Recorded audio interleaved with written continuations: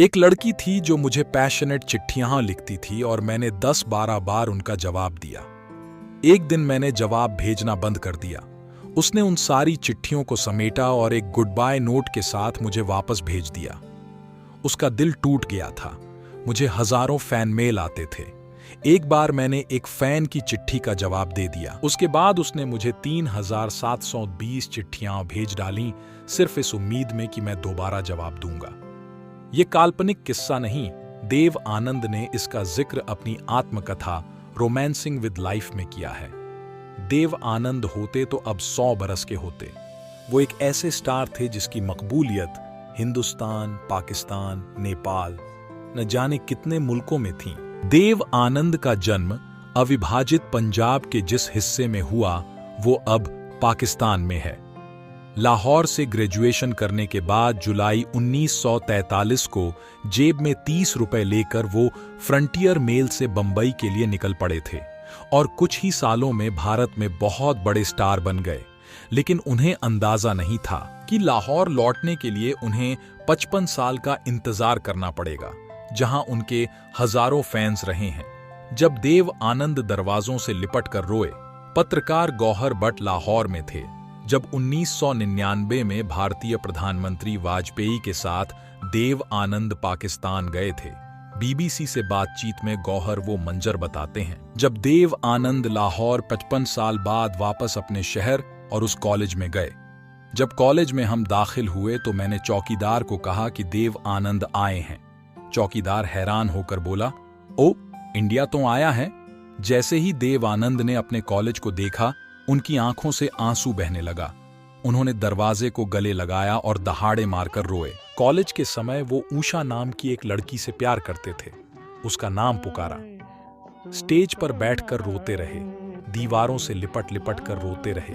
उन्होंने बताया कि जब वो आखिरी बार लाहौर कॉलेज से निकले थे तो ऊषा को क्या कहकर निकले थे। लाहौर को छोड़कर देव आनंद 1943 में जब बंबई आए थे, शुरू में कभी क्लर्की की। एक दोस्त जिनके साथ वो संगीत की क्लास लेते थे, उन्होंने निर्माता बाबूराव पै की फिल्म के बारे में बताया। वहां जाने पर चौकीदार ने अंदर जाने नहीं दिया, पर बाबूराव बाहर बैठे उस हैंडसम लड़के के चेहरे को नजरअंदाज न कर पाए। ऑडिशन के लिए डेक्कन क्वीन ट्रेन से उन्हें पुणे भेजा गया और शुरू हुआ पहली फिल्म का सफर हम एक हैं, जो 1946 में आई। कुछ रोशनी डाल सकते हो?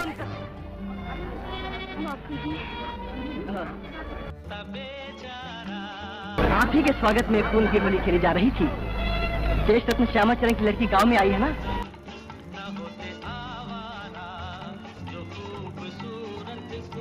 पीछे पड़ गया हूँ, लेकिन क्या करूँ, भगवान ने नजर ही ऐसी दी है कि अच्छी सूरत देखकर फिदा हो जाता।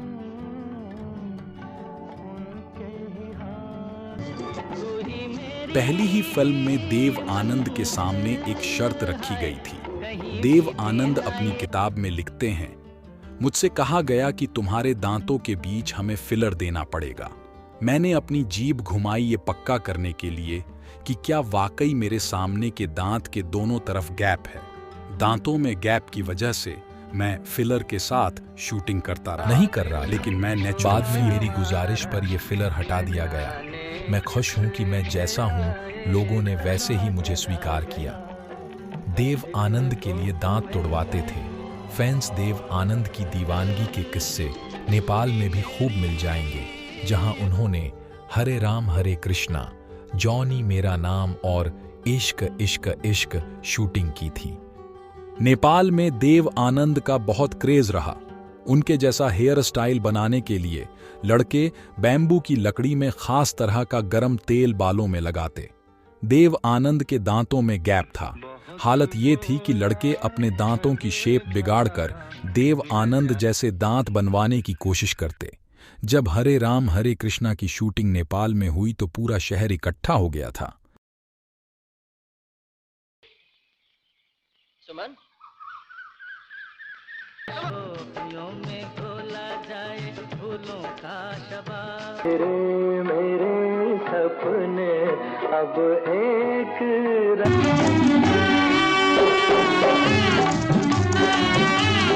अपने कभी